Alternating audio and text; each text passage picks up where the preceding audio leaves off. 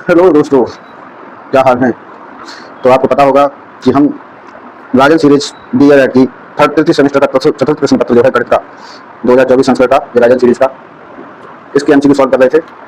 और इसमें दो वीडियो पहले बना चुके हैं हम, और दो वीडियो में 50 क्वेश्चन नंबर 50 तक ये इसी साल का 2024 का संस्करण है और ये राजन सीरीज का मॉड्यूल पेपर है और तृतीय सेमेस्टर का है, थर्ड सेमेस्टर। इसमें मैथ के एमसीक्यू सॉल्व करा रहे थे। तो क्वेश्चन नंबर 50 तक हो गया था, दो वीडियोस पहले बना चुके हैं और पहली वीडियो में क्वेश्चन नंबर 25 तक सॉल्व कराया है। यदि आपने नहीं देखा तो आप देख सकते हैं। और सेकंड वीडियो में क्वेश्चन नंबर 26 से 50 तक, और आज क्वेश्चन नंबर 51 से हम करेंगे। और लास्ट एमसीक्यू है 111 तक, 111 तक हम पहुंचने की कोशिश करेंगे।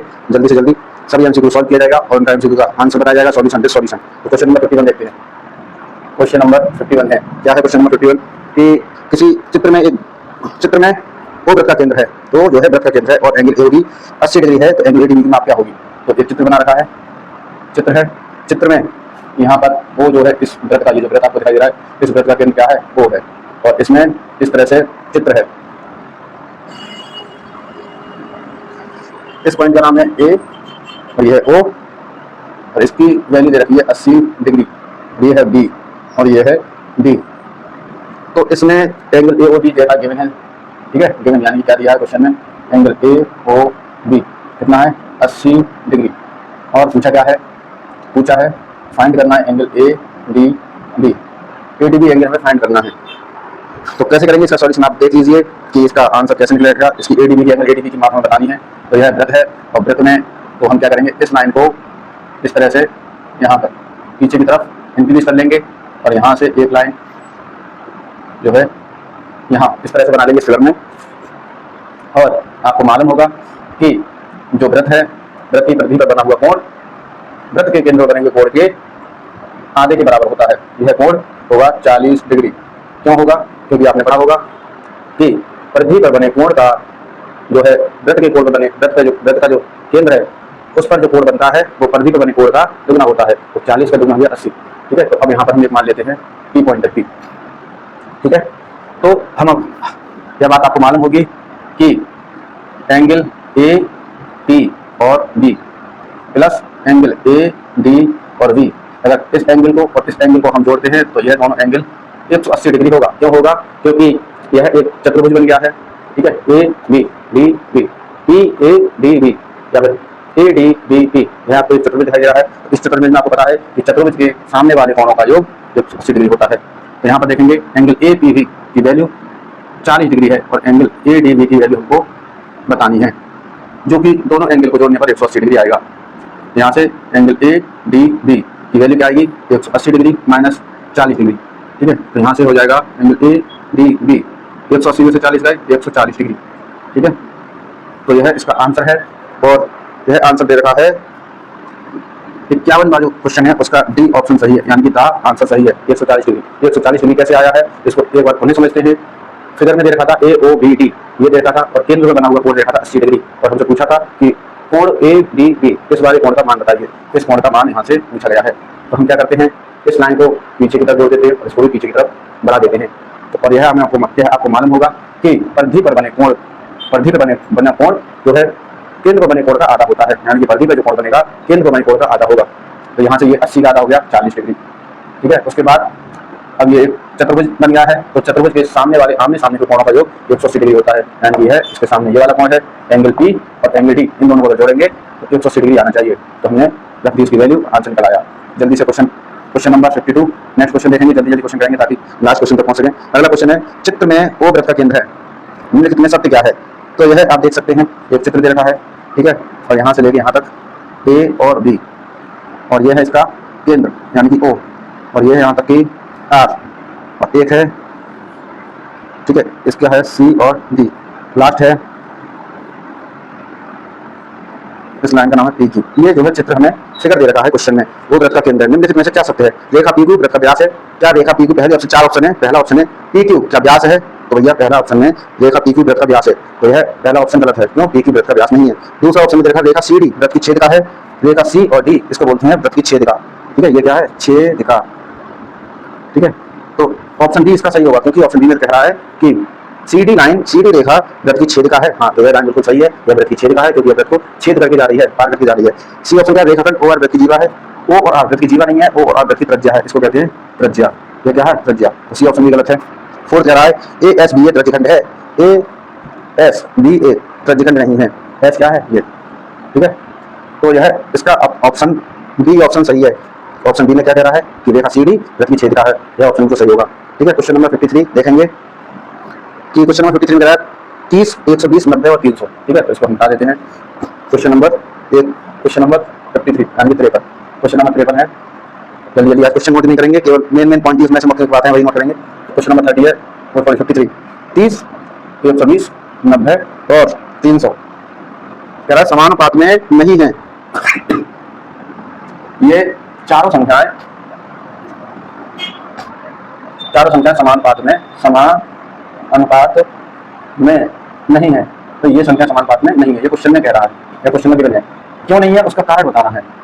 यह संख्याएं समानुपात में नहीं है क्योंकि आपको पता होगा कि चार संख्याएं यानी कि 2 रेशियो, ठीक है, कब समानुपात में होते हैं, इस तरह से हम लिख लेते हैं।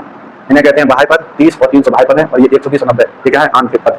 तो आपको पता होगा समानुपात में कब होता है, जब आंतरिक पदों का गुणनखंड बाह्य पदों के गुणनखंड के बराबर हो, ठीक है। तो इसमें ऑप्शन क्या सही होगा, इसमें ऑप्शन ए ऑप्शन में कह रहा है कि यहाँ कोई मध्य पद नहीं है, यहाँ कोई मध्य पद नहीं है, यह बात बिल्कुल गलत है, यहाँ पर मध्य पद है, ठीक है। तो बी ऑप्शन में क्या कह रहा है कि बाह्य पदों का गुणनखंड बराबर मध्य पदों का गुणनखंड नहीं है, ठीक है। बी ऑप्शन, इसमें हम कहेंगे कि बाह्य पदों का गुणनखंड, बाह्य पदों का गुणनखंड बराबर मध्य पदों का गुणनखंड, मध्य पदों का गुणनखंड। अनुपात को समानुपात में होने के लिए यह शर्त जरूरी है कि यह शर्त उस पर लागू होनी चाहिए, तभी वह अनुपात समानुपात होगा। यानी कि बाह्य पदों का गुणनखंड, बाह्य पद कौन से हैं, ये है बाह्य पद, इसे कहते हैं बाह्य पद, और ये है मध्य पद या फिर आंतरिक पद। तो बाह्य पदों का गुणनखंड करते हैं, बाह्य पदों क्या 30 गुणा 300 बराबर 120 गुणा 90, ये हो जाएगा 3 दिया 9, हो जाएगा, ठीक है, 3 जीरो लगेंगे 9000 बराबर 12 9 108, हो जाएगा 108, 2 जीरो लग जाएंगे। तो इस तरह से आप देख सकते हैं कि बाह्य पदों का गुणनखंड मध्य पदों के गुणनखंड के बराबर नहीं है। क्वेश्चन नंबर 54 है, तो यह आंसर आप देख सकते हैं, ये दोनों बराबर नहीं है, ठीक है। क्वेश्चन नंबर 54 में क्या है, a की पावर 7 गुणा a की पावर -9, a की पावर 7 गुणा में a की पावर -9 का मान बताइए। इसका मान बताना है, मान होगा, इसका मान हमको बताना है। तो कैसे करेंगे, हमने पहले बताया था, ठीक है। घातांक और करणी में आपने पढ़ा होगा कि आधार समान होने पर गुणा में घातें जुड़ जाती हैं, ठीक है। आधार समान होने पर गुणा में घातें, 7 की पावर -9 है, 7 की पावर क्या है -9, ठीक है।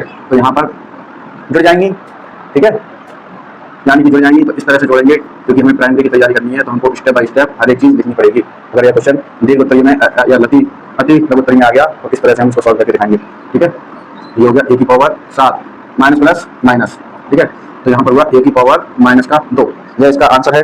और यह आंसर किस ऑप्शन में सही है, यह आंसर दे रखा है सा ऑप्शन में। तो 54 का आंसर जो होगा सा, किस तरह से आया आप देख सकते हैं। बेस यानी कि आधार समान था, आधार ए था, दोनों में गुणा में था, घातें जुड़ जाएंगी, ठीक है। और 53 में यह जो पॉइंट है ये आपको याद रखना है कि कोई भी दो अनुपात समानुपात में कब होंगे, कोई भी दो अनुपात समानुपात में तभी होंगे जब बाह्य पदों का गुणनखंड और मध्य पदों का गुणनखंड बराबर होगा। अगर यह शर्त लागू है, यह शर्त उस पर लागू होगी, यह बात लागू होगी, तो वही अनुपात समानुपात में कहलाएंगे। 54 में यह था a की पावर 7 गुणा a की पावर -9 का मान क्या होगा, ठीक है। तो आगे चलते हैं क्वेश्चन नंबर 55 पर। तो क्वेश्चन नंबर 55 है, a की पावर क्यूब माइनस b की पावर क्यूब बटे a square plus ab plus b square, ठीक है। तो ये किस तरह से होगा, तो इसके लिए आपको पता होगा कि a cube minus B cube का यह फॉर्मूला है, ठीक है। a cube minus B cube का फॉर्मूला हम ऊपर लगाएंगे। तो a cube minus B cube का फॉर्मूला क्या होता है, a cube minus B cube का फॉर्मूला होता है a minus B, a cube minus B cube का फॉर्मूला क्या होता है a माइनस बी, और फिर a square plus A B plus B square, यह है a cube minus B cube का फॉर्मूला, आप सभी को मालूम होगा। तो ऊपर हम क्या करते हैं, ऊपर यानी कि न्यूमरेटर में यानी कि अंश में a cube minus B cube का फॉर्मूले को लिख देंगे, और नीचे क्या देखा a square plus A B plus B square. तो अब यहाँ से आप देख सकते हैं कि यह पूरा नंबर इससे कट जाएगा, ठीक है, ये समान है और नीचे भी समान है तो कट जाएगा। तो क्या आएगा, यहाँ से आएगा a माइनस बी, यही इसका आंसर है। कौन से ऑप्शन में दे रखा है, ऑप्शन नंबर बी में दे रखा है। ऑप्शन नंबर बी यहाँ से सही हो जाएगा, वह आंसर बी में दे रखा है। इस तरह से आया क्वेश्चन नंबर 55 का सॉल्यूशन, आप देख सकते हैं। आगे चलते हैं क्वेश्चन नंबर 57, 55 के बाद 56। 56 में दे रखा है, क्वेश्चन है कि 7/20, 7/20 का भिन्न का प्रतिशत रूप क्या होगा। ये हटाते हैं 7/20 को, 7/20 को हमें परसेंटेज में लिखना है। क्वेश्चन नंबर 56, 7/20 20 भिन्न है, ठीक है। इस भिन्न का प्रतिशत रूप लिखिए, प्रतिशत रूप क्या होगा। तो 7/20 का प्रतिशत रूप कैसे निकालेंगे। प्रतिशत रूप निकालने के लिए प्रतिशत यानी इसकी परसेंटेज निकालनी है, तो परसेंटेज जब हम निकालते थे, ठीक है, तो हम कैसे करते थे, 100 का गुणा कर देते भिन्न में, जो भिन्न होती थी उसमें 100 का गुणा करते ही प्रतिशत आ जाता था हमारा। तो 20 से 100 कट जाएगा, 20 एकम 20 और 20 पंजे 100। तो अब क्या होगा, 7 × 5, क्या आंसर आएगा 35%, ठीक है। ये आ जाएगा 35%, 35%, 35%। कौन सा ऑप्शन सी है, द आंसर इसका सही है, द ऑप्शन। अब क्वेश्चन नंबर 57, क्वेश्चन नंबर 57 कह रहा है कि यदि समुच्चय दे रखा है, समुच्चय क्या दे रखा है, यह समुच्चय का सवाल है, ठीक है। समुच्चय, समुच्चय यानी कि सेट, सेट थ्योरी। समुच्चय कौन सा, ये समुच्चय दे रखा है 4, 6, 7, ये है समुच्चय, ठीक है। और बी समुच्चय है, एक ए है और एक बी है। बी क्या है, बी में देखा है 3, 5, 6, ये है। तो हमें मान निकालना है ए अवयव बी क्या होगा। तो आपको पता होगा कि यह किसका सिंबल है, यह किसका निशान है, यह बेटा कॉमन का निशान है, कॉमन यानी कि कॉमन का निशान है। तो अब आप देखेंगे समुच्चय ए और समुच्चय बी में क्या देख रहे हैं आप, समुच्चय ए और समुच्चय बी में आप देख रहे हैं कि क्या चीज कॉमन है। तो आप यहाँ देख रहे हैं कि 6 जो है वो दोनों में कॉमन है। तो यहाँ से ए सेट बी में क्या आ जाएगा, सी आ जाएगा, 6 आ जाएगा। और यह ऑप्शन किसमें दे रखा है, ये ऑप्शन बी में दे रखा है। यहाँ से बा आंसर सही होगा। क्वेश्चन नंबर 58, 58 में कि 1 वर्ग मीटर बराबर है। तो यहाँ पूछा है 1 वर्ग मीटर, मीटर किसके बराबर होगा, 1 वर्ग मीटर बराबर है। तो आप सभी को मालूम होगा कि 1 मीटर जो है, 1 मीटर में कितने होते हैं, 100 सेंटीमीटर होते हैं, 100 सेंटीमीटर, ठीक है। तो वर्ग मीटर में 1 मीटर यानी कि इसका करेंगे स्क्वायर। वर्ग मीटर का मतलब है 2 बार गुणा करना, ठीक है, यानी कि इसका स्क्वायर निकालना, ठीक है। तो यहाँ 100 सेंटीमीटर गुणा 100 सेंटीमीटर, ये हो गया वर्ग। वर्ग यानी कि दोनों भुजाएं समान, ठीक है। तो यहाँ से क्या होगा, 4 जीरो आएंगे, 1 2 3 4, 1 2 3 4, ठीक है, 4 जीरो आ जाएंगे। और यहाँ पर लग जाएगा सेंटीमीटर और सेंटीमीटर को मार करके सेंटीमीटर स्क्वायर। तो इसका क्या होगा 10,000 वर्ग सेंटीमीटर। इसको हिंदी में लिख सकते हैं 10,000 वर्ग सेंटीमीटर, वर्ग सेंटीमीटर। क्या इसका आंसर है, ऑप्शन सी में दे रखा है। क्वेश्चन नंबर 58 हो गया। क्वेश्चन नंबर 59, यह है 59 क्वेश्चन नंबर। लॉग का सवाल है, लॉग, लॉग का बेस में 3 दे रखा है और उसकी वैल्यू 81/4, ठीक है। तो पिछली कक्षा में हमने आपको बताया था कि यहाँ यानी इक्वल टू के इस साइड पर यह पावर होती है, पावर यानी कि घात है, यह घात है, घात किसकी, आधार की। और आधार क्या है इसमें 3, तो ये किस तरह से रहा होगा, ये रहा होगा लॉग, लॉग हटाएंगे, ठीक है, लॉग हटाएंगे तो क्या हो जाएगा, ये 3 आधार है, आधार की घात 4 है क्योंकि घात इक्वल टू के साइड रहती है, और 3 की घात 4 का मान होता है 81, ठीक है। तो ये हो गया हमारा इस लॉग 3 81 का मान, ठीक है। यह घातांक रूप हो गया, इसमें हमने घात में लिख दिया। कौन सा ऑप्शन सही है, बी ऑप्शन सही है।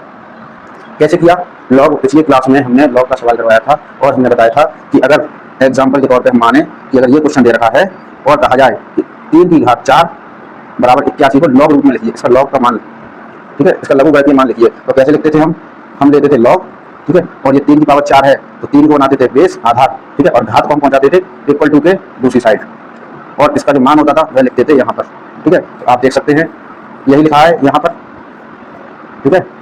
तो इससे हम अगर हम इससे ये प्राप्त कर सकते हैं तो इससे वापस घातांक के रूप में प्राप्त कर सकते हैं इसी प्रकार से, ठीक है। तो अब क्वेश्चन नंबर 60, भाई क्वेश्चन नंबर 60 कह रहा है कि साधारण ब्याज की दर से कोई धन 5 साल में दोगुना हो जाता है।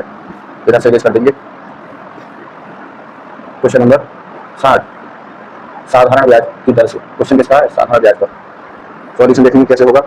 साधारण ब्याज की दर से कोई धन 5 वर्ष में, ठीक है, समय कितना है 5 वर्ष।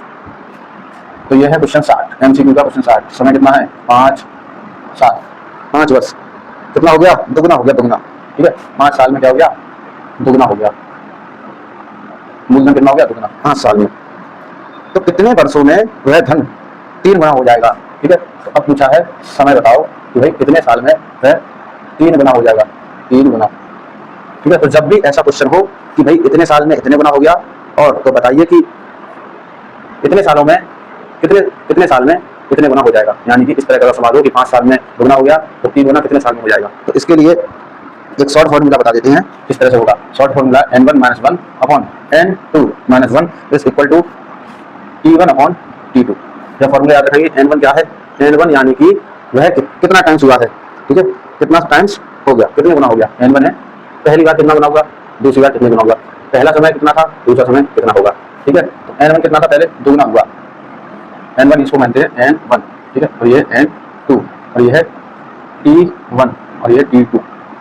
n1 कितना था, t1 यानी कि दुगना, n1 कितना है, 2 है, दुगना है, तो 2 - 1 n2 कितना है, 3 गुना, तो 3 - 1 बराबर t1 कितना था, 5 साल, t2 कितना है, t2 में निकालना, यानी कि कितने बराबर है, 3 गुना होगा। सॉल्व करेंगे, 2 में से 1 बचा, ठीक है। इस फॉर्मूले में हम वैल्यू पुट करेंगे, आंसर हमें प्राप्त हो जाएगा। तो 2 में से 1 गया, 1 बचा, 3 में से तो 1 गया, 3 - 1 इक्वल टू 2 इक्वल 5/t2, यानी कि वह समय t2 वह समय है जब 3 गुना हो जाएगा। क्रॉस मल्टीप्लाई करेंगे, ये होगा t2 बराबर 5 दूनी 10, तो t2 कितना हो गया, 10 वर्ष, यानी कि 10 वर्ष में क्या हो जाएगा, वह 3 गुना हो जाएगा। तो इसका ऑप्शन कौन सा सही है, इसका ऑप्शन बी सही है, बी, ठीक है। तो ये बी ऑप्शन सही रहेगा। आगे क्वेश्चन नंबर 61। क्वेश्चन नंबर 61 है व्यंजन दे रखा, व्यंजक, व्यंजक, यह व्यंजक क्या है, व्यंजक p square x square plus c square x square minus A C का स्क्वायर माइनस ए पी का स्क्वायर। इसका हमें निकालना है का गुणनखंड निकालिए। गुणनखंड कैसे निकालेंगे, गुणनखंड तो हमको करना क्या है कि यहाँ से हम क्या करेंगे, यहाँ से हम देखेंगे, 2 हिस्सों में बांट करके देखते हैं कि हम क्या चीज़ कॉमन ले सकते हैं, ठीक है, क्या चीज़ हम यहाँ से कॉमन ले पाएंगे, ठीक है। 2 भागों में बांटने के बाद हमको कॉमन देखना है, क्या चीज़ कॉमन ले सकते हैं। तो यहाँ से इन दोनों में क्या चीज़ कॉमन है, एक्स स्क्वायर कॉमन है, तो एक्स स्क्वायर को हम कॉमन ले लेंगे, अंदर क्या बचेगा, पी स्क्वायर प्लस सी स्क्वायर, यहाँ से एक्स स्क्वायर बाहर चला गया, यहाँ से एक्स स्क्वायर बाहर चला गया, अंदर पी स्क्वायर प्लस सी स्क्वायर बचा, माइनस अब इन दोनों में क्या चीज़ कॉमन ले सकते हैं, इन दोनों में ए कॉमन ले सकते हैं, ए कॉमन लेंगे तो क्या बचेगा, सी स्क्वायर माइनस पी स्क्वायर, ठीक है, सी स्क्वायर माइनस पी स्क्वायर। अब क्या करेंगे, यहाँ से माइनस बाहर लिया तो क्या हो जाएगा, यहाँ प्लस हो जाएगा, क्योंकि माइनस बाहर लेते हैं, ठीक है, जो माइनस का होता है प्लस का हो जाता है, और प्लस का होता है साइन अपोजिट हो जाते हैं। साइन अगर बाहर कॉमन ले लेंगे तो चिन्ह क्या हो जाएंगे, अपोजिट। तो यहाँ क्या देख रहे हो, पी स्क्वायर प्लस सी स्क्वायर, यहाँ भी पी स्क्वायर प्लस सी स्क्वायर, दोनों प्लस के हैं, ये दोनों सेम है, ठीक है। इसको अगर मैं पी स्क्वायर प्लस सी स्क्वायर लिख लूँ तो कोई सेम वही बात रहेगी जो ये लिखा हुआ है, तो दोनों प्लस में आगे पीछे कर सकते हैं, ठीक है। तो अब यहाँ से क्या करना है, पी स्क्वायर प्लस सी स्क्वायर कॉमन ले लीजिए, और यहाँ बचेगा, कॉमन लेते हैं, यहाँ बचेगा एक्स स्क्वायर माइनस, यहाँ से ये कॉमन चला गया, यहाँ बचेगा ए, एक्स स्क्वायर माइनस ए। तो इसका ऑप्शन कौन सा सही रहेगा, इसका ऑप्शन है फर्स्ट ऑप्शन सही है, 61 का ऑप्शन फर्स्ट सही है। कैसे आंसर आया, गुणनखंड करना था, गुणनखंड करने के लिए हमने 2 भागों में इसको डिवाइड कर दिया, 2 भागों में इसको हमने बांट लिया, पहले भाग में कुछ कॉमन निकाल दिया, दूसरे भाग में कॉमन निकाल दिया, ठीक है। उसके बाद सॉल्व कर दिया। क्वेश्चन नंबर अब है, नेक्स्ट क्वेश्चन है, अगला जो क्वेश्चन है वह है फैक्चुअल क्वेश्चन है। क्या क्वेश्चन है, फैक्चुअल की बैंक खाता के प्रकार क्या है। तो बैंक खाता यानी कि आपने बैंक में खाता खोला होगा, ठीक है, तो बैंक में, इसमें बैंक खाता में बचत खाता देखा, ऑप्शन ए में बचत खाता है, ऑप्शन बी में चालू खाता, ऑप्शन सी में सावधि जमा खाता, ऑप्शन डी में है सभी। तो बैंक खाते में सभी प्रकार के, ठीक है, अकाउंट्स ओपन किए जाते हैं। बैंक में सेविंग अकाउंट यानी कि बचत खाता, चालू यानी कि करंट खाता, और सावधि यानी कि जो है रिकरिंग डिपॉजिट अकाउंट, ठीक है, पीरियडिक डिपॉजिट अकाउंट, सावधि जमा खाता। 65 है, 65 में क्वेश्चन नंबर 65 में कि अल्पवयस्क व्यक्ति का खाता, यानी कि जो अल्पवयस्क है, ठीक है, यानी कि जो वयस्क अभी तक नहीं हुआ है, अल्पवयस्क की अवस्था में है, अल्पवयस्क व्यक्ति का खाता अल्पवयस्क का खाता कहलाता है। जो बच्चे होते हैं, ठीक है, जिनकी उम्र, उसमें पूछा है कि ऐसे व्यक्ति की आयु कम से कम कितनी होनी चाहिए, यानी कि 12 साल का जो बच्चा है, कम से कम 12 साल का बच्चा होना चाहिए, ठीक है, कम से कम आयु उसकी 12 साल होनी चाहिए, मिनिमम एज 12 साल। 12 साल के बच्चे की अगर हम अकाउंट खुलवाएंगे बैंक में तो उसे कहते हैं अल्पवयस्क का खाता। क्वेश्चन नंबर 66 है कि मूलधन गुणा दर गुणा समय बराबर 100, यह किसका फार्मूला है, तो आपको पता होगा। क्वेश्चन नंबर 66 में यह साधारण ब्याज का फार्मूला है। साधारण ब्याज का फार्मूला आप सभी को पता होगा कि साधारण ब्याज का फार्मूला क्या होता है, साधारण ब्याज बराबर होती है, साधारण ब्याज बराबर मूलधन गुणा दर गुणा समय, यह साधारण ब्याज का फार्मूला है। तो यह भी आप याद रखेंगे क्वेश्चन नंबर 66 में, बहुत कोई मुश्किल नहीं है, बहुत आसान है। क्लास जब 8th में पढ़ रहे थे, 6 में पढ़ रहे थे, तब से याद है हमको, ठीक है, और आपको भी याद होना चाहिए सभी को। क्वेश्चन नंबर 67 है कि चक्रवर्ती ब्याज माइनस मूलधन, खाली स्थान में आप क्या करेंगे। क्वेश्चन नंबर 67, तो यह खाली स्थान और यह बराबर दे रहा है इसके चक्रवृद्धि ब्याज माइनस मूलधन, यानी कि चक्रवर्ती ब्याज में से अगर हम मूलधन को घटा देंगे तो यह चक्रवर्ती मिश्रण लिखा, चक्रवर्ती मिश्रण धन, माफ कीजिए गलत छप गया, चलन लिख गया यहाँ पर। तो चक्रवर्ती मिश्र धन में से मूलधन अगर माइनस करेंगे तो आपको पता है ये चक्रवर्ती ब्याज का फार्मूला होता है, चक्रवृद्धि ब्याज का फार्मूला है। ठीक है, चक्रवर्ती ब्याज कैसे निकालते हैं? चक्रवर्ती ब्याज वह ब्याज है जिसको चक्रवर्ती मिश्र धन में से अगर मूलधन को हम माइनस करेंगे, ठीक है, जो हमने मूलधन उधार लिया था उस मूलधन को हम चक्रवर्ती मिश्र धन में से माइनस कर देंगे तो ब्याज निकलेगा कि कितना ब्याज हम यह लगा है। तो 67 क्वेश्चन का वह आंसर सही हो जाएगा सी। ठीक है, 67 का सी। क्वेश्चन नंबर 68 है। 68 में कह रहा है कि 2000 रुपए का 10% वार्षिक ब्याज की दर से कितना रुपया है? 2000। ठीक है, रुपये है 2000 का 10% वार्षिक ब्याज की दर है। ठीक है, वार्षिक ब्याज की दर हर साल कितना लगेगा? 10%। ठीक है, 2000 पर हर साल 10% लगेगा।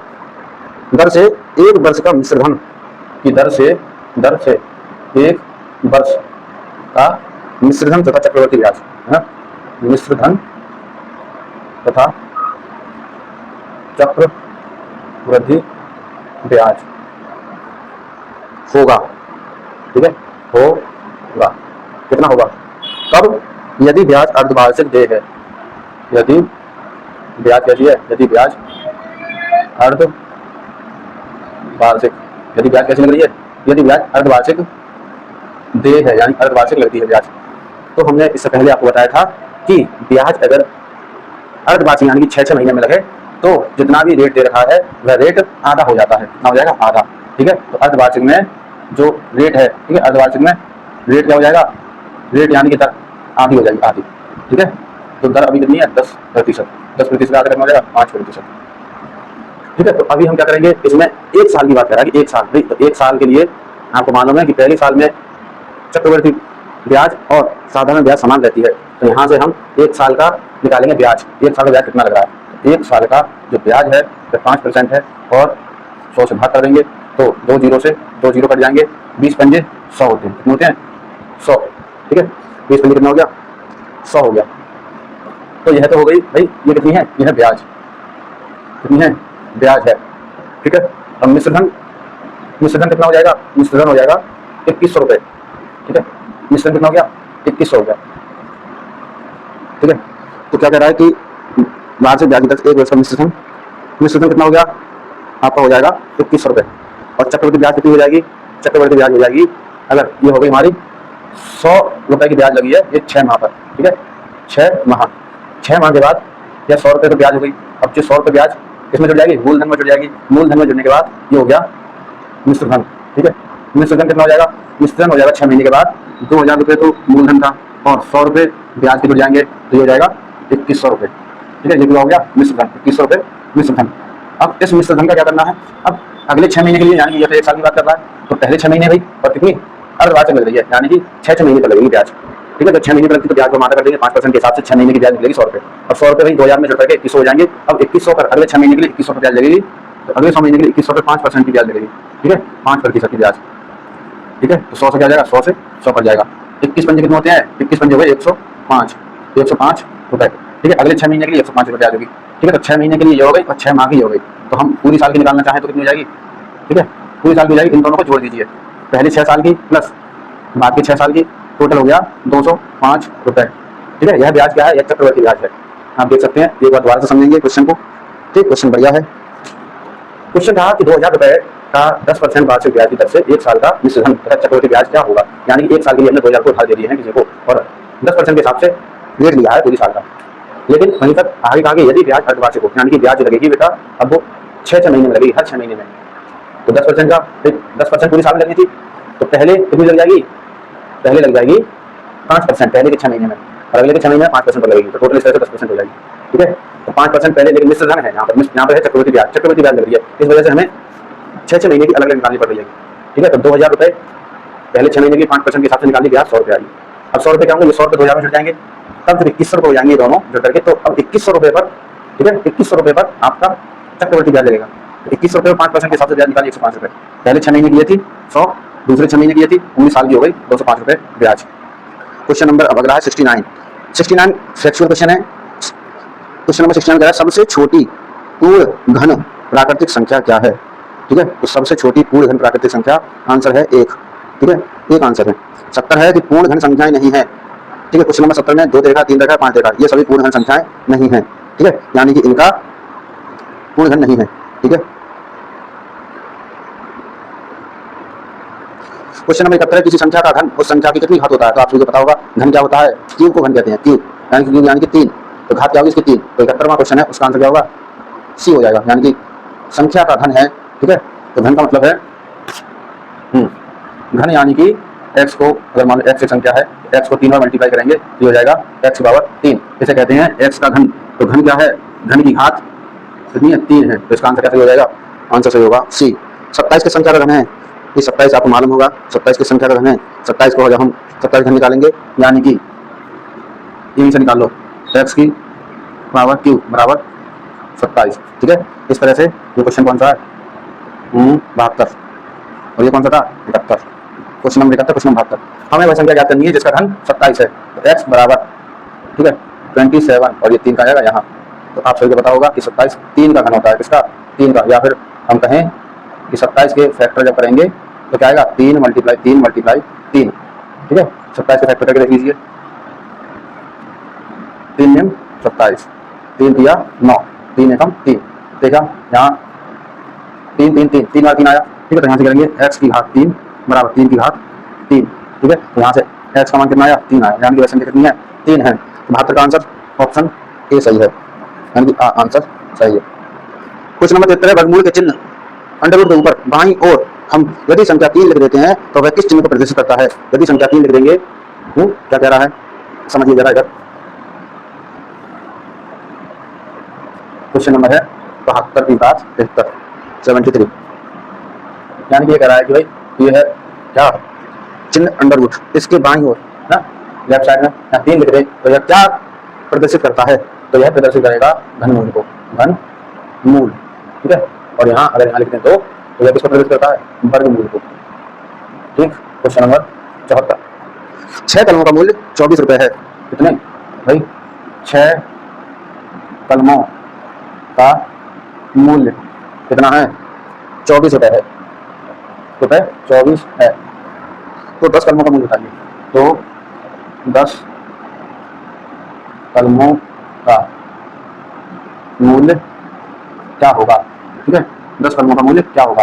तो कैसे सॉल्व करेंगे, क्वेश्चन आसान है, मुश्किल नहीं है, लेकिन हमको प्राथमिक के हिसाब से, क्योंकि हम डीएलएड जो कोर्स है, डीएलएड आप कर रहे हैं, तो प्राथमिक के हिसाब का कोर्स है, यानी वो प्राथमिक पढ़ाना है, तो आपको स्टेप बाय स्टेप सिंपल से सिंपल लैंग्वेज में समझाना होता है बच्चों को, ठीक है। तो उसी हिसाब से जब आप एग्जाम देने जाते हैं तो एग्जामिनर जो है वह यह डिमांड करता है आपसे कि आप अपनी कॉपी में ऐसे सॉल्व करें जैसे आप प्राथमिक के बच्चों को समझा रहे हों।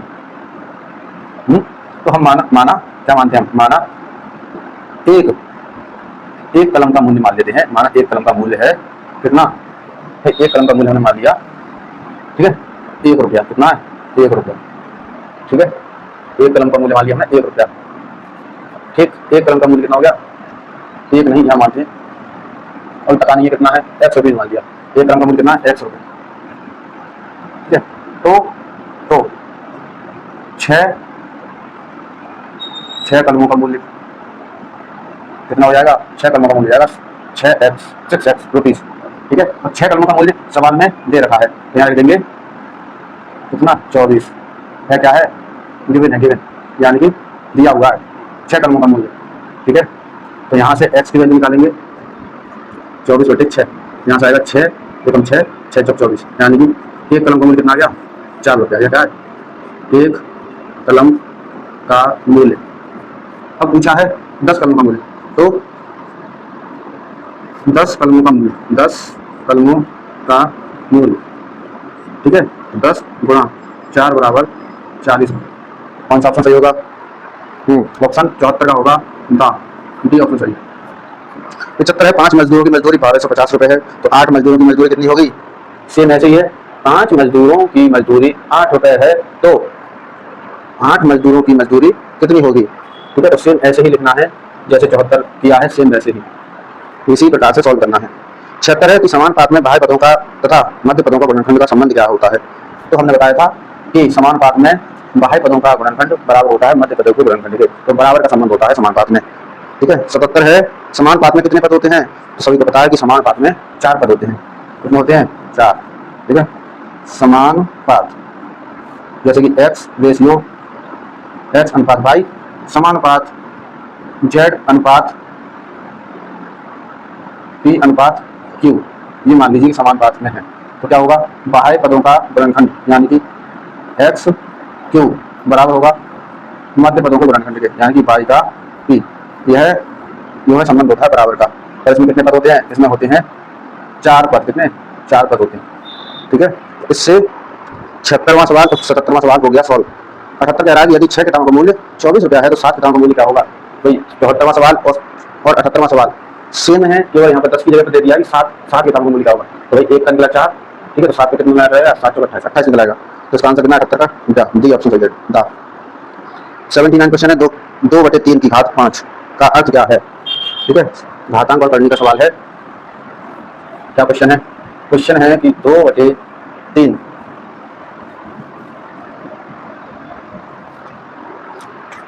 79, क्वेश्चन नंबर 79, 2/3 कोष्टक में की घात का अर्थ क्या है। ठीक है, तो आपको पता होगा कि ब्रैकेट है, अंदर भिन्न है, ऊपर घात है, तो यह घात दोनों की होती है। ठीक है, 2 की घात 5/3 की घात 5, इस तरह से होता है। ठीक है, घातांक और करनी का नियम है, ये आप याद रखेंगे। इसका अर्थ ये है, तो क्या आंसर होगा इसका, पहला ही आंसर सही है। क्वेश्चन नंबर 80, 4/7 गुणा 4/7 गुणा 4/7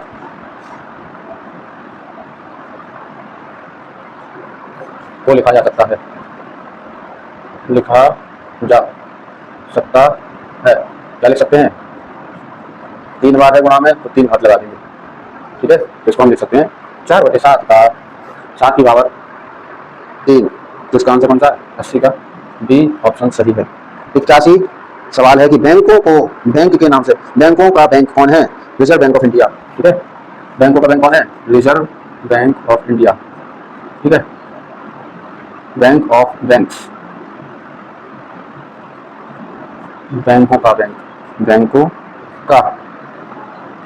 का बैंक किसे कहते हैं, भारतीय रिजर्व बैंक, भारतीय रिजर्व बैंक या फिर रिजर्व बैंक ऑफ इंडिया। ठीक है, ये कौन सा ऑप्शन सही है, हाँ ऑप्शन सही है। भाई राष्ट्रीयकृत बैंक कौन सी है, इलाहाबाद बैंक या फिर नेशनल बैंक, 82वां सवाल है। ठीक है, राष्ट्रीयकृत नेशनलाइज्ड बैंक कौन सी है, तो सभी को पता है PNB, पंजाब नेशनल बैंक और इलाहाबाद बैंक। ठीक है, इलाहाबाद बैंक, ये दोनों बैंक कैसी हैं, नेशनलाइज्ड बैंक है, नेशनलाइज्ड। ठीक है, यानी कि राष्ट्रीयकृत बैंक है। कैसी बैंक है दोनों, राष्ट्रीयकृत बैंक है। 83 केंद्रीय बैंक क्या है, यानी कि केंद्र यानी कि सेंट्रल बैंक, केंद्रीय बैंक। ठीक है, इसे कहते हैं सेंट्रल बैंक कौन सी है, यानी कि सभी बैंकों का के सेंटर में कौन सी है, केंद्रीय बैंक यानी कि सेंट्रल बैंक। सभी को पता है बैंकों का बैंक RBI, याद रखेंगे बैंकों का बैंक RBI, इसी को कहते हैं केंद्रीय बैंक यानी कि सेंट्रल बैंक। ठीक है, रिजर्व बैंक है। आंसर कौन सा सही है इसका, आंसर सही है, 82 का सी ऑप्शन सही है, 82 का सी यानी कि 7। ठीक है, ये दोनों तीनों ही फैक्चुअल क्वेश्चन है, 83 82 83। 84 का क्वेश्चन है कि 8 9 से लेके 12 के मध्य, 9 से 12 के मध्य अभाज्य संख्याओं के, क्या बतानी, अभाज्य संख्याओं के समुच्चय की संख्या बताइए। वही आपको पता है, 9 से लेके 9 के बाद आएगी 10 11 और 12। तो यहाँ पर 10 कैसी है, नॉन प्राइम है, 11 प्राइम है। ठीक है, यानी कि अभाज्य संख्या क्या होता है, अभाज्य संख्याएं वे संख्याएं होती है, कौन सी संख्या होती है, अभाज्य संख्या, अभाज्य संख्या वे संख्या है जिनके केवल और केवल 2 गुणनखंड होते हैं। ठीक है, 2 गुणज हैं। ठीक है, यानी कि 2 फैक्टर होंगे। कौन कौन से 2 फैक्टर होंगे, एक तो होगा 1 और एक होगा वह खुद संख्या, जैसे कि 11 1 से कटेगी और 11 खुद 11 से कटेगी। इसके अलावा 11 किसी से भी डिवाइड नहीं होगी। ठीक है, इसके फैक्टर कितने हो गए, 2 फैक्टर हो गए। अगला क्या है, 85 कह रहा है कि फाई किस समुच्चय को दर्शाता है। तो फाई जो है, ठीक है, फाई यह कौन सा निशान है, यह निशान फाई है, फाई इसे कहते हैं फाई। और आपको मालूम होगा कि यह फाई तो कहते हैं एम्प्टी सेट, क्या एम्प्टी सेट यानी कि रिक्त समुच्चय। कौन सा, रिक्त समुच्चय। तो 85 का ऑप्शन कौन सा सही होगा, 85 का बी ऑप्शन सही है। 86 माने जिन समुच्चय में एक भी अवयव नहीं होते हैं उन्हें क्या कहते हैं भाई, वही बात है कि फाई क्या है, रिक्त समुच्चय, इसमें एक भी अवयव नहीं होगा। तो 86वें सवाल का भी क्या आंसर होगा, रिक्त। इसका भी बी ऑप्शन सही है 86 का। ठीक है, रिक्त समुच्चय यानी कि फाई में कोई भी अवयव नहीं होता है। तो यह याद रखेंगे आप सभी कि जो फाई है, ठीक है, जिसे हम बोलते हैं एम्प्टी सेट यानी कि रिक्त समुच्चय, उसमें एक भी अवयव नहीं होगा। याद होना चाहिए हर एक को। आगे है 87 कि 2000 का 5% वार्षिक सरल ब्याज की दर से 2 वर्षों का ब्याज क्या होगा। तो 87 का क्वेश्चन है। ठीक है, कितना मूलधन है, मूलधन है 2000, 2000 का परसेंट कितना है 5%। ठीक है, और उसका हाँ तो 2 साल का। ठीक है, तो यहाँ हम लिखेंगे मूलधन कितना है 2000। ठीक है, और समय कितना है, समय हो गया, समय 2 वर्ष। ठीक है, और क्या दर कितनी है, दर है 5%। अब बताना क्या है, इसमें बताना है आपको कि सरल ब्याज क्या होगी। ठीक है, तो सरल ब्याज का फॉर्मूला क्या होता है, सरल ब्याज का फॉर्मूला है मूलधन गुणा दर गुणा समय बटे में 100।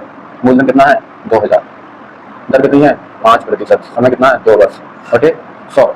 तो 0 से 0 काट देंगे, 2 0 से 2 0 कट जाएंगे, 5 दूनी 10, ये हो जाएगा 20 गुणा 5 दूनी 10, कितना आ गया, हो गया 200।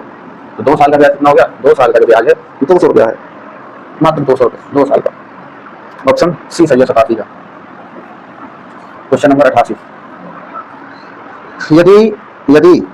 यदि क्या हो, यदि हो यह कि 16:8 समानुपात 18:x हो तो x कितना है। ठीक है, तो सभी को मालूम है कि समानुपात बराबर कब होता है, समानुपात बराबर होता है जब मध्य पदों का गुणनफल बराबर बाह्य पदों का गुणनफल, ये हो गया बराबर। ठीक है, मध्य पद कौन से है, मध्य पद अंदर के पद है।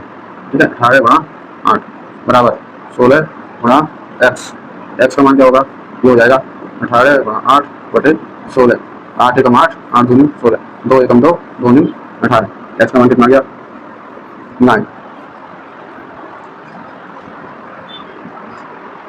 89 है वृत्त के चाप और उसकी जीवा के द्वारा घिरा हुआ क्षेत्र क्या कहलाता है, यानी कि एक है 89 क्वेश्चन, एक है वृत्त, ठीक है, वृत्त और एक है जीवा। यह मान लो इसका बिंदु है, केंद्र बिंदु, ये क्या है, ये है उसकी जीवा, क्या है जीवा है, यह वृत्त की जीवा। ठीक है, तो क्या सवाल है, सवाल यह है कि वृत्त के चाप और उसकी जीवा के द्वारा घिरा क्षेत्र, यानी कि यह क्या है, यह है यहाँ से लेके इसको मान लो ए बी और ये सी।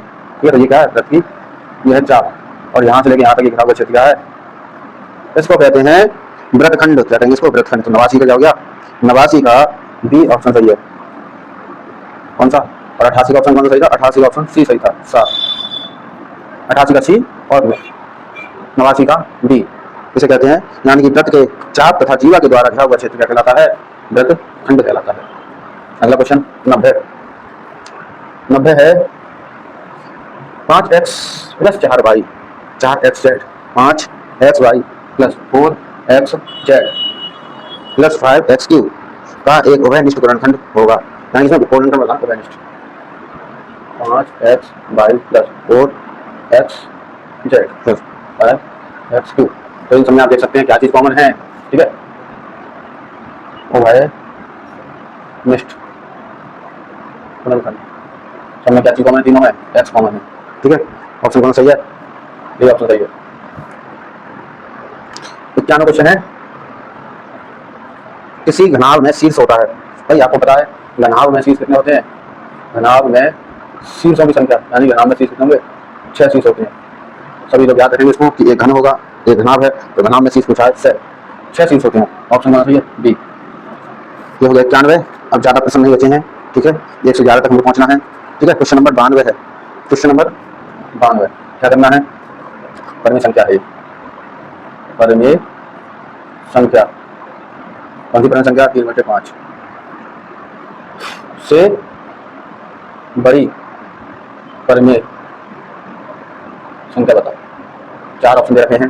ठीक है, पहला ऑप्शन क्या है 4/10, दूसरा ऑप्शन क्या है -4/10, तीसरा ऑप्शन क्या है 6/10, चौथा ऑप्शन क्या है 7/10, 10। तो हमको बतानी है कि भाई इनमें से बड़ी परिमेय संख्या कौन सी है।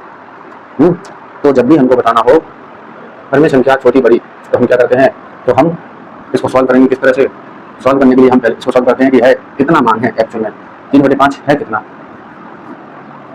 3/5 को सॉल्व करने के लिए हम पहले करेंगे 3 के पीछे 2 जीरो लगा देंगे अपने आप अपनी इच्छा से, और 5 से डिवाइड करते हैं। 5 × 30 यानी 60 आया, यानी कि है एक्चुअली कितना है 60 है।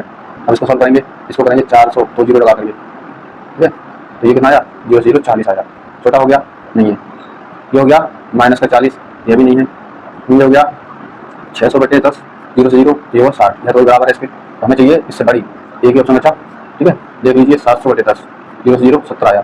यही आंसर क्या है, सही, यानी कि द आंसर बिल्कुल सही है। तो जब भी आपको परिमेय संख्या यानी कि भिन्न को छोटे या बड़े डिफरेंस करना हो, बताना हो, तो आप इसको अंश में 2 जीरो लगा करके सॉल्व करेंगे। वहाँ से उसकी एक्चुअल वैल्यू पता चलेगी और आप वहाँ से डिफरेंशिएट कर सकते हैं। क्वेश्चन नंबर 93, x² + x + 1/4 का गुणनखंड क्या है। गुणनखंड है, गुणनखंड बताना है x² + x + 1/4 दोनों में। गुणनखंड कैसे निकालते हैं, तो यहाँ से हम फॉर्मूला देख सकते हैं, सोच सकते हैं ये कि a² + b² का क्या फॉर्मूला होता है। a² + b² का क्या फॉर्मूला होगा, a² + b², ये होता है a² + b² + 2ab, ठीक है। तो हम यहाँ क्या लिखेंगे, x² + x + 1/2 का होल स्क्वायर, इस तरह से कर सकते हैं। ठीक है, यहाँ से क्या हो गया, और यहाँ लिखा हमें x² + b², और यहाँ 2ab कैसे होगा, तो a² + b² + 2ab, ये फॉर्मूला फॉर्म बन जाएगी, ठीक है। कैसे बनेगी देखिए जरा, यहाँ लिखेंगे x² + 1/2 का होल स्क्वायर, ठीक है। इस फॉर्म को हमने बना लिया है और इस फॉर्म को हम ओपन करते हैं, x² + 1/2 का होल स्क्वायर। इसका फॉर्मूला क्या होता है, a² + b² + 2 × a × v, ठीक। तो इसको क्या करेंगे, सॉल्व करेंगे। ये हो गया x² + 1/4 + 2 से 2 कट गया, x गुणा x, x हो गया। क्या आया आप देख सकते हैं, वापस से हमको वही प्राप्त हो गया, यानी कि यहाँ से आप देख सकते हैं कि इसका गुणनखंड क्या होगा, इसका गुणनखंड हो गया a² + b², यानी x² + ½ का स्क्वायर 1/2, यानी कि इसको हमने देख करके क्या किया है, हमने किया ये कि यह हमारा था सवाल, ठीक है, यह हमारा सवाल था x² + x + 1/4। तो हमने क्या किया, गुणनखंड निकालने हम क्या करेंगे, हम यहाँ से x² प्लस यहाँ पर क्या करेंगे, फॉर्मूला सोचेंगे कि ये किसका फॉर्मूला हो सकता है, ठीक है। तो हमने यहाँ से सोचा कि हम इसको 1/2 का होल स्क्वायर कर देते हैं। तो यहाँ से आप देख सकते हैं कि यहाँ से एक फॉर्म बन जाएगी x² + b² + 2ab, 2ab, ठीक है। तो यहाँ से क्या करेंगे, x² + 1/2 की फॉर्म यहाँ से बन जाएगी। ये इसका क्या हो गया आंसर। अगर आप इसको ओपन करके देखेंगे, खोलेंगे, ठीक है, तो क्या होगा, तो यही आंसर प्राप्त होगा जो यहाँ क्वेश्चन में लिखा है। कैसे, a² + b² + 2ab क्या हो गया, 2 से 2 कट गया, x आया, ठीक है। तो वही प्राप्त हो गया क्या, x² + x + 1/4। तो यह क्या हुआ, इससे पता चला कि ये क्या है, इसके गुणनखंड है, ठीक है। तो अगला क्वेश्चन क्या है, अगला क्वेश्चन है हमारा ये था 93, 94 है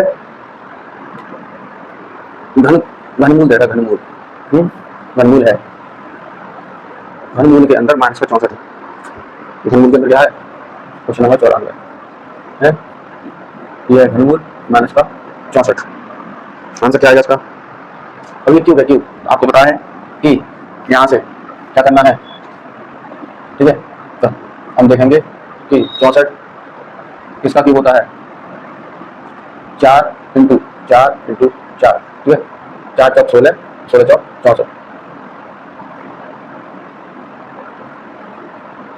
अब क्यूब है तो माइनस माइनस प्लस हो जाएगा, और plus minus minus, minus plus minus होता है, ठीक है। तो पहले 4 × 16 हो जाए, ठीक है, ये किसका प्लस का आएगा 16, फिर गुणा होगा -4 से, 16 × 64, ठीक है। और ये माइनस प्लस माइनस, इस तरह से -64 ही रहेगा क्यूब में। इसका क्या हो गया, जैसे इसका घनमूल हुआ तो यह जो घनमूल होगा, यह जो घन है वो माइनस के क्यू होगा, माइनस का 4 क्यू का घन है। आप देख सकते हैं। क्वेश्चन नंबर 95, क्वेश्चन नंबर 95, यह भी सेम ऐसे क्वेश्चन है। कैसे है? ये भी घनमूल है 3 8, ठीक है। इस तरह से आप देख सकते हैं क्या कि का मान बताओ। तो मान कैसे निकालते हैं इसका? का मान बताना कैसे निकालेंगे मान? इसका मान ऐसे निकालते हैं कि मान लेते हैं कि इसका मान x माना, ठीक है, हमने मान लिया। अब क्या करेंगे? घन करेंगे दोनों साइड, घन दोनों साइड घन करने पर, दोनों साइड साइड दोनों तरफ, दोनों साइड नहीं दोनों तरफ, दोनों तरफ घन लेने पर क्या लेंगे? घन, ठीक है। तो जैसे ही 8 का घन है, ये घनमूल है, बेटा x का घन है, ठीक। तो क्या करेंगे? इस घन से ये कट जाएगा, x क्यूब क्या हो जाएगा? 8। और यहाँ से क्या करेंगे? 8 के गुणनखंड कर लेंगे, 2 चौक 8, 2 दूनी 4, 2 एकम 2। तो क्या हो गया? 2 गुणा 2 गुणा 2। एक्स क्यूब का मतलब क्या होगा? 2 गुणा 2 गुणा 2, ठीक है। यहाँ से x के बराबर 2 3 बार है, तो उसकी घात क्या लिख देंगे? 3। x बराबर कितना आ गया? 2। किस तरह से ये सॉल्व होगा? ऊपर 94 वाला है, वो सेम 95 की तरह ही सॉल्व होगा, ठीक है। जैसे 95 सॉल्व किया वैसे ही 94 को सॉल्व करना है। क्वेश्चन नंबर 96, -4 की घात है 3 का मान क्या होगा? तो ये देखिए इसका कैसे निकालेंगे? क्वेश्चन नंबर 96, -4 की घात 3 का मान बताना है, ठीक है। तो भाई 3 बार गुणा करेंगे, -4 गुणा, ठीक है, -4 गुणा -4, फिर 4 चौक 16 होते हैं, 16 और माइनस माइनस माइनस माइनस कर जाएंगे प्लस, ठीक है। ये हो गया 16, गुणा में था बीच में माइनस का 4, 16 चौक 64, 64 माइनस प्लस माइनस, ये आ गया आंसर। कौन सा ऑप्शन सही है? 96 का ये ऑप्शन सही है। और इधर 95 का कौन सा ऑप्शन सही था? 95 का ऑप्शन दे रखा है 2, किसमें? डी में। 95 का डी है, 96 का आ है, ठीक है। 97 को क्या करना है? 0.1 का 97, 0.1 को मान बताना। मान क्या होगा? वही 3 बार क्या करेंगे, ठीक है, 3 बार क्या कर देंगे हम? गुणा कर देंगे, गुणा, ठीक है। तो अब कैसे करते हैं?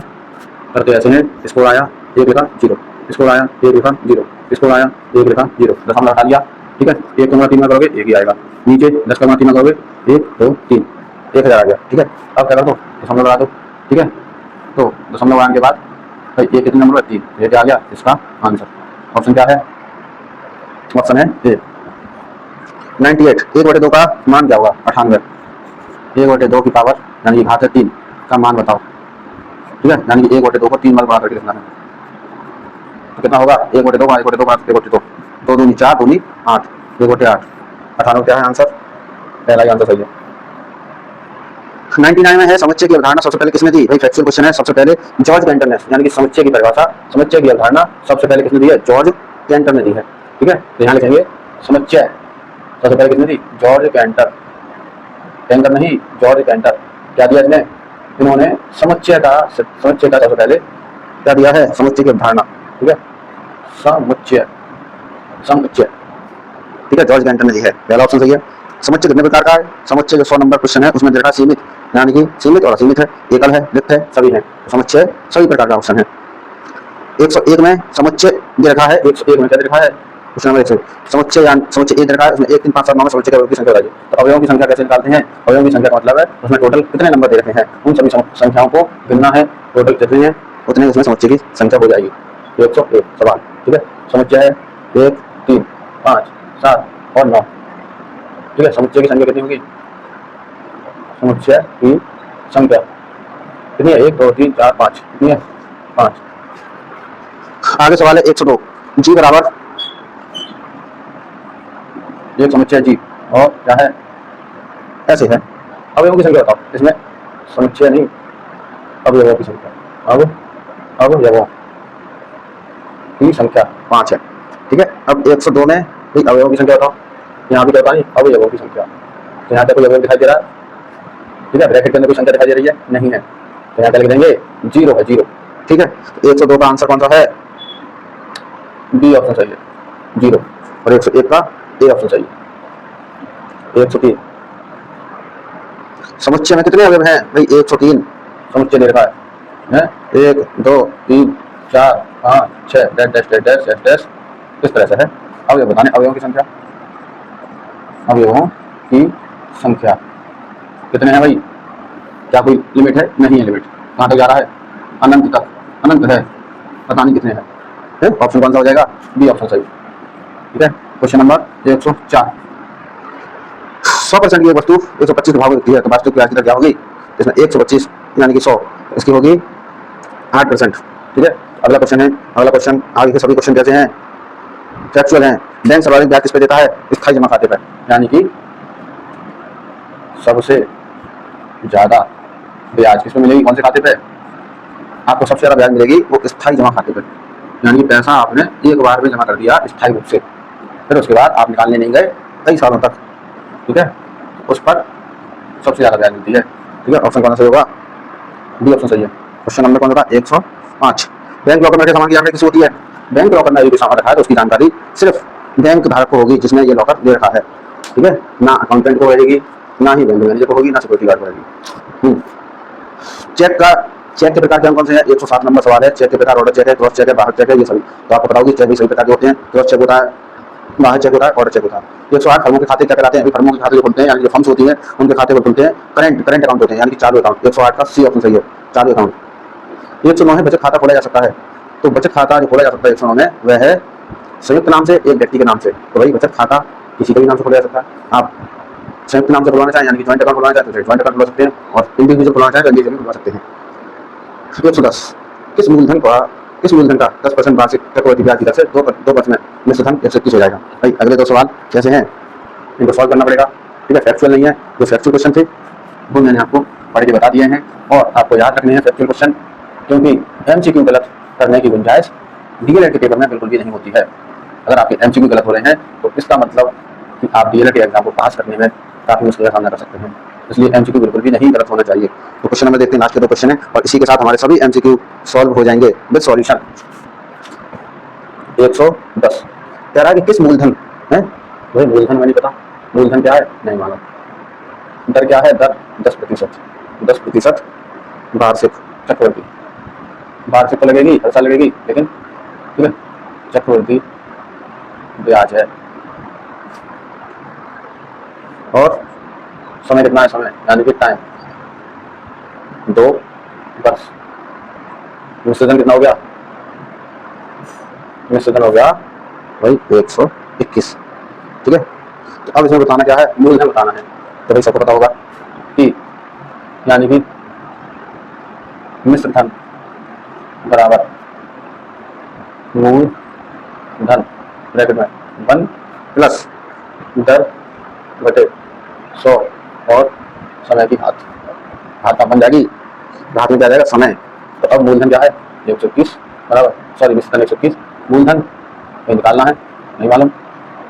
1 प्लस 10 बटे 100 बटे 2 बनाया भाई, 10 से 100 में से 1 कट जाएगा। तो क्या हो जाएगा? ये हो गया आपका मूलधन 10, 1 बटे 10, ये हो गया 10 कम 10 और 11 बटे 10, यहाँ 121। तो अब क्या करना है? ये है गुणा में है, तो भाई उसके पास ले जाएंगे दूसरी साइड, तो ये हो जाएगा 121 गुणा 10 गुणा 10 बटे, ये हमें कहाँ लेगा? ये लेगा उस साइड मूलधन के मिश्रधन के पास में। तो अब क्या होगा? 11 से 11 11 कितना होगा? 121, ये बढ़ जाएगा इससे। मूलधन कितना गया? 10 गुणा 10 100 रुपये। ऑप्शन क्या सही है? बी ऑप्शन सही है। लास्ट क्वेश्चन है 111। यदि कोई धन 16% ब्याज वार्षिक ब्याज की दर से 1 साल के लिए लिया जाता है, भाई रेट क्या है? रेट है 16%। यदि जो ब्याज है वो प्रति तिमाही दे है, यानी ब्याज क्या है? ठीक है, यह लग रही है, हाँ ब्याज क्या लगेगी? प्रति तिमाही। तो तिमाही दर बताओ। ठीक है, तो तिमाही दर कैसे निकालेंगे? ठीक है, टाइम जो है वो है 12 महीने, हर 3 महीने में लगेगा, हर 3 महीने में ब्याज लग रही है। ठीक है, तो क्या आएगा? तिमाही यानी कि, ठीक है 4 बार लगेगी। कितनी बार? 4 बार। अगर हर तिमाही में लगेगी तो 4 बार ब्याज लगेगी, पहले 3 महीने, फिर 3 महीने, फिर 3 महीने, फिर 3 महीने। ठीक है, तो कितनी लगेगी टोटल? तो लगेगी कितनी टोटल? तो लगेगी 16। ठीक है, यानी कि R इंटू 4/16। ठीक है, तो हम क्या करेंगे, R निकालेंगे यहाँ से 1 महीने की। ठीक है, तो पूरी साल की है ना, पूरी साल की है, तो क्या करेंगे अब यहाँ से निकालेंगे 4 महीने की, तो 16/4, तो कहता है 4 चौक 16, यानी 4%। कितनी? 4%। कौन सा ऑप्शन सही है? सी। तो यहाँ पर DLED राजन सीरीज तृतीय सेमेस्टर चतुर्थ प्रश्न पत्र यानी कि गणित 2024 का जितने भी एमसीक्यू थे वो सभी हमने सॉल्व करवा दिए हैं। तो आप इनको देख सकते हैं, इनके सॉल्यूशन विद सॉल्यूशन। और आगे हम इसके प्रत्येक अति लघु त्रिय जितने भी क्वेश्चन हैं उनका सॉल्यूशन कराएंगे आपको आने वाले समय में। टोटल इसमें अति लघु त्रिय क्वेश्चन है कितने? इसमें टोटल लगभग 82 सवाल हैं। 82 सवाल अति लघु त्रिय हैं। उसके बाद लघु त्रिय प्रश्न करवाएंगे और ये पूरा एमसीक्यू हम इस बोर्ड पर एक एक सवाल, ठीक है, थर्ड सेमेस्टर का गणित का इस बोर्ड पर आपको विद सॉल्यूशन प्रोवाइड कराएंगे। यदि आपको कुछ पूछना है तो आप कमेंट कर सकते हैं और आगे ऐसे ही मैथ के सॉल्यूशन मिलते रहेंगे। और फिर उसके बाद हम समय मिलेगा तो और भी मॉडल के सॉल्यूशन आपको प्रोवाइड कराएंगे, जितने भी मॉडल हैं। ठीक है, तो बने रहिए और यदि कुछ आपको पूछना है तो आप कमेंट सेक्शन में पूछ सकते हैं। अपना ख्याल रखिए और जो प्लान आपको बताया था, ठीक है, तो आप ज़्यादा से ज़्यादा जल्दी से जल्दी जितनी जल्दी हो सके अपने सभी एमसीक्यू को रख दीजिए। जितने एमसीक्यू आप याद कर लेंगे, ठीक है, यानी कि एमसीक्यू बिल्कुल भी गलत नहीं होनी चाहिए। और पढ़ते रहिए, तैयारी करते रहिए। मिलते हैं फिर से नेक्स्ट वीडियो में। जय हिंद।